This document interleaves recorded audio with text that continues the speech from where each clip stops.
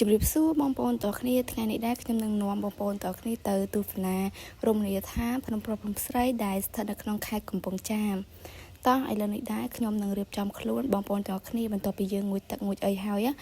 ខ្ញុំឡើងភ្នំនេះដែរគឺល្បាក់ម៉ោង3កន្លះទៅម៉ោង4ព្រោះតែយើងទៅពេលថ្ងៃពេកក៏ពិបាកដែរវាក្តៅមែនតើខែនេះហើយមុនទៅក៏មិនភ្លេចដែរជាមួយអាសានស្គ្រីមម៉ាមីសារបស់យើងនឹងគឺថាយើងរៀបវាទៅដើម្បីការពារកម្ដៅថ្ងៃកុំឲ្យមុខរបស់យើងនឹងឆេះពេកពុកម៉ែបងប្អូនតែមិនបានរៀបនឹងគឺថាឆេះតែម្ដង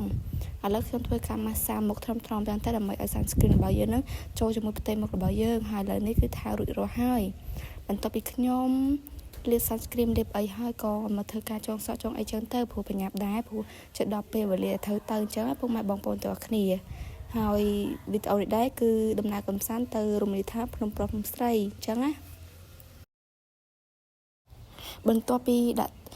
ពីសសក់ផ្សិតអីហើយខ្ញុំក៏ធ្វើការដាក់ទឹកចូលក្នុងដបអញ្ចឹងទៅព្រោះនៅពេលដែលឡើងភ្នំគឺថាហត់មែនតែនគឺវាខ្ពស់ដែរអញ្ចឹងពុកម៉ែបងប្អូនហើយខ្ញុំក៏ចាក់ទឹកចេញពីដបចូលក្នុងកំប៉ុងដើម្បីស្រួលកាន់អញ្ចឹងទៅហើយស្ថានភាពនេះងាយទេពុកម៉ែបងប្អូនអញ្ចឹងអញ្ជើញទស្សនាជាមួយខ្ញុំទាំងអស់ទៅទាំងអស់គ្នាទៅហើយឥឡូវខ្ញុំធ្វើការពាក់អាវពីក្រៅបើមិនបានពាក់ទេគឺថាខ្លោចដៃតែម្ដងពាក់អាវដៃវែងពីក្នុងហើយយើងត្រូវថែមអាវខាងក្រៅមួយជាន់ទៀតអញ្ចឹងទៅណាអានេះខ្ញុំកំពុងតែពាក់ឲ្យបងប្អូន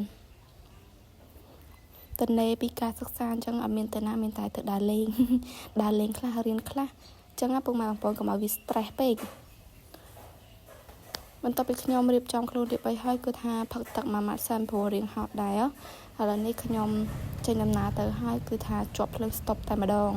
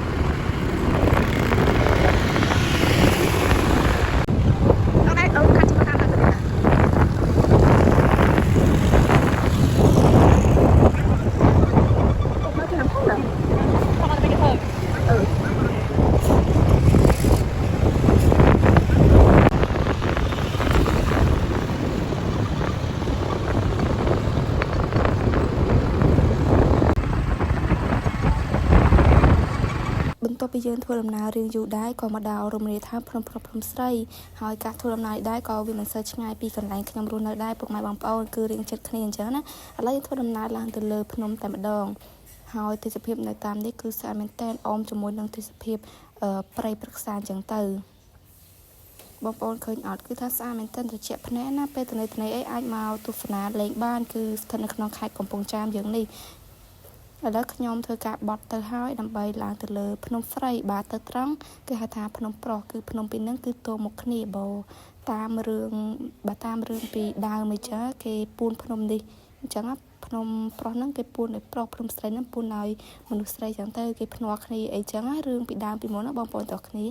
ឡូវបានមកទស្សនាហើយគឺថាទិដ្ឋភាពស្អាតមែនតែនវាអមទៅដោយជាមួយនឹងដើមឈើតូចធំហើយគឺថាចូលទៅដល់ជាក់ចិត្តតែម្ដង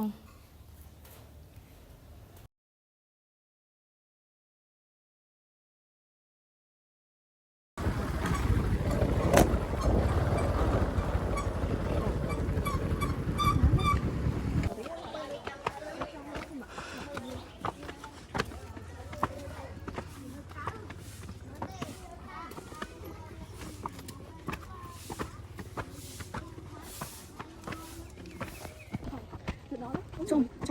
đắng hả? Thì đang trong hát vậy. Trong hát. Ở đây việc học. Chứ ở cho hát mai năm vào cái mặt.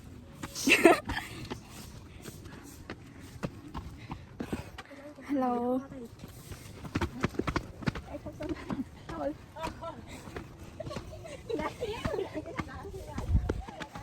Vì ngay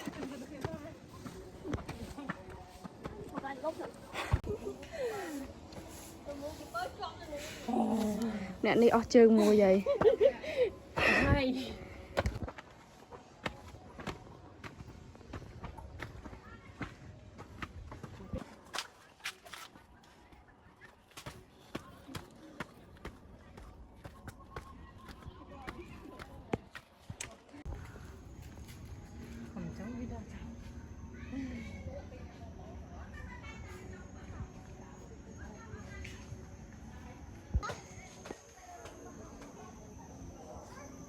đang khơi mình ớt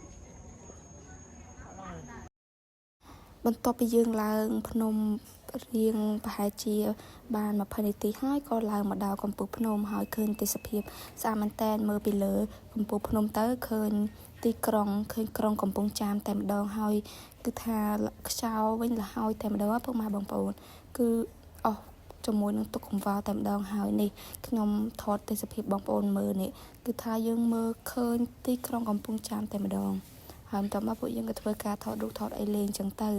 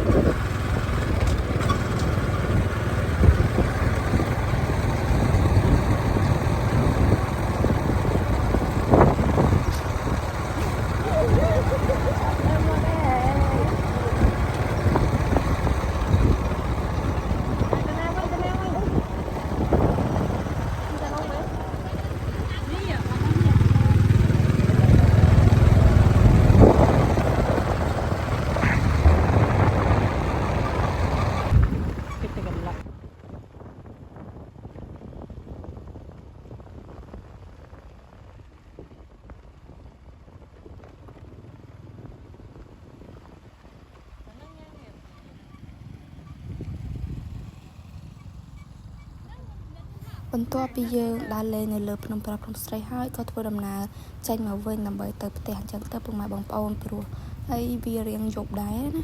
មេឃវាភ្លឺមែនប៉ុន្តែម៉ោងអី 6:07 ហើយឥឡូវខ្ញុំធ្វើការទៅផ្ទះវិញនេះពុកម៉ែបងប្អូនហើយវីដេអូ